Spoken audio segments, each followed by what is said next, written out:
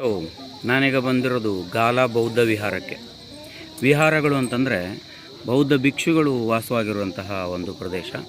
ಅಂತಹ ಬೌದ್ಧ ಭಿಕ್ಷುಗಳು ವಾಸವಾಗಿರುವಂತಹ ಪ್ರದೇಶದಲ್ಲಿ ಬುದ್ಧನ ವಿಗ್ರಹಗಳನ್ನು ಕೂಡ ಕೆತ್ತಿದ್ದಾರೆ. ಈ ಬುದ್ಧನ ವಿಗ್ರಹಗಳು ಹಿಂದೆ 10-11ನೇ ಶತಮಾನದಲ್ಲಿ ಕೆತ್ತಲ್ಪಟ್ಟವುಗಳು ಅಂತ ಹೇಳಲ್ಪಟ್ಟಿವೆ. ಇಂತಹ ಬೌದ್ಧ ವಿಹಾರದಲ್ಲಿ ಬುದ್ಧನ ಕುಳಿತಿರುವಂತಹ, ನಿಂತಿರುವಂತಹ ಮತ್ತು ಮಲಗಿರುವಂತಹ ವಿಗ್ರಹಗಳೆಲ್ಲ ಕೂಡ ಇದೆ. ಅಂತಹ ಬೌದ್ಧ ವಿಹಾರ ಒಂದು ಪ್ರಸಿದ್ಧವಾದಂಥದ್ದು ಶ್ರೀಲಂಕಾದಲ್ಲಿ. ಇದು ಇಲ್ಲಿನ ಹಳೆಯ ರಾಜಧಾನಿಯ ಪ್ರದೇಶದಲ್ಲಿದೆ. ಆ ಬೌದ್ಧ ವಿಹಾರವನ್ನು ನೋಡೋಣ. ನಾವೀಗ ನೋಡ್ತಾ ಇರೋದು ಒಂದೇ ಗ್ರಾನೈಟ್ ಶಿಲೆಯಲ್ಲಿ ಕೆತ್ತಿರುವಂತಹ 4 ಬುದ್ಧನ ವಿಗ್ರಹಗಳನ್ನು. ಅದರಲ್ಲಿ ಮೊದಲನೇದು ಈಗ ನಾವು ನೋಡ್ತಾ ಇರೋದು ಧ್ಯಾನ ಮುದ್ರೆಯಲ್ಲಿರುವಂತಹ ಬುದ್ಧನ ವಿಗ್ರಹ.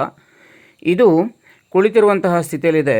ಸುಮಾರು 15.5 ಅಡಿಗಳಷ್ಟು ಎತ್ತರವಾಗಿರುವಂಥದ್ದು, ಬಹಳ ವಿಶಿಷ್ಟವಾದಂಥದ್ದು. ಕಮಲದ ಆಸನದಲ್ಲಿ ಕೆತ್ತಲಾಗಿದೆ. ನೋಡಿ, ಇಲ್ಲಿ ಎರಡನೇದಾಗಿರುವಂಥದ್ದು ಇಲ್ಲಿರುವಂತಹ ಒಂದು ಕೃತಕ ಗುಹೆಯೊಳಗೆ ಇರುವಂತಹ ಒಂದು ಪುಟ್ಟ ಬುದ್ಧನ ವಿಗ್ರಹ ಇದೆ. ಈ ಒಂದು ಕೃತಕ ಗುಹೆಯೊಳಗಿರುವಂತಹ ಬುದ್ಧನ ವಿಗ್ರಹ ಏನಿದೆ ಅದು ಚಿಕ್ಕದಾಗಿರುವಂತಹ ಬುದ್ಧನ ವಿಗ್ರಹ ಅಂತ ಕೂಡ ಕರೀತಾರೆ. ಇಲ್ಲಿ ನಾವು ಕಾಣ್ತಾ ಇರುವಂಥದ್ದು ವಿದ್ಯಾಧರ ಗುಹಾ ಅಂತ ಇದನ್ನು ಕರೀತಾರೆ. ಇಲ್ಲಿ ಕೂಡ ಧ್ಯಾನ ಮುದ್ರೆಯಲ್ಲಿರುವಂತಹ ಬುದ್ಧನನ್ನು ನಾವು ಗಮನಿಸಲಿಕ್ಕೆ ಸಾಧ್ಯ ಇದೆ. ಇದು 4 ಅಡಿ 7 ಇಂಚುಗಳಷ್ಟು ಎತ್ತರವಾಗಿದೆ.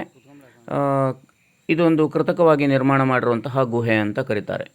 ಇಲ್ಲಿ ನಾವು ನೋಡಿರುವಂಥದ್ದು ನಿಂತಿರುವಂತಹ ಚಿತ್ರಣ. ಈ ನಿಂತಿರುವಂತಹ ವಿಗ್ರಹ ಬುದ್ಧನ ವಿಗ್ರಹ ಅಲ್ಲ, ಇದು ಮರಣಶಯ್ಯೆಯಲ್ಲಿ ಇರುವಂತಹ ಬುದ್ಧನನ್ನು ಕಂಡು ಶೋಕವನ್ನು ವ್ಯಕ್ತಪಡಿಸ್ತಾ ಇರುವಂತಹ ಆನಂದ, ಸನ್ಯಾಸಿ ಆನಂದನ ಚಿತ್ರಣ ಅಂತ ಕೂಡ ಇದನ್ನು ಹೇಳ್ತಾರೆ. 2 ಕೈಗಳನ್ನು ಕಟ್ಟಿಕೊಂಡು ನಿಂತಿರುವಂಥದ್ದು. ಪಕ್ಕದಲ್ಲಿಯೇ ಮರಣಶಯ್ಯೆಯಲ್ಲಿ ಹೊರಗಿರುವಂತಹ ಬುದ್ಧನ ಒಂದು ವಿಗ್ರಹವನ್ನು ಇಲ್ಲಿ ಕಾಣ್ತದೆ. ಇದು ಬುದ್ಧನ ಪರಿನಿರ್ವಾಣವನ್ನು ಸೂಚಿಸಿರುವಂತಹ ಕೆತ್ತನೆಯಾಗಿದೆ. 47 ಅಡಿಗಳಷ್ಟು ಉದ್ದವಾಗಿದೆ ಈ ಒಂದು ಬುದ್ಧನ ವಿಗ್ರಹ.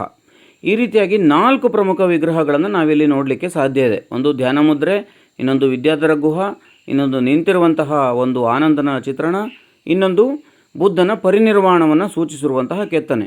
ಇವೆಲ್ಲ ಕೂಡ ಒಂದೇ ಗ್ರಾನೈಟ್ ಶಿಲೆಯಲ್ಲಿ ಕೆತ್ತಿದ್ದಾರೆ. ಇದನ್ನು 12ನೇ ಶತಮಾನದ ವೇಳೆಗೆ ರಾಜ 1ನೇ ಪರಾಕ್ರಮ ಬಾಹು ನಿರ್ಮಾಣ ಮಾಡಿದ್ದಾನೆ. ಇದು ಪ್ರಾಚೀನ ಸಿಂಹಳಿಯರ ಒಂದು ಶಿಲ್ಪಕಲೆಗೆ ಮತ್ತು ಕೆತ್ತನೆಗೆ ಒಂದು ಉತ್ತಮವಾದಂತಹ ಉದಾಹರಣೆ. ಇದನ್ನು ಮಹಾಮಠ, ಶಿಲಾಮಠ ಅಂತ ಕೂಡ ಕರೀತಾರೆ. ಪೊಲನ್ನರುವಾದ ವಿಶ್ವ ಪಾರಂಪರಿಕ ತಾಣಗಳಲ್ಲಿ ಅತ್ಯಂತ ಪ್ರಮುಖವಾದಂತಹ ಸುಂದರವಾದಂತಹ ಸ್ಥಳವಾಗಿದೆ.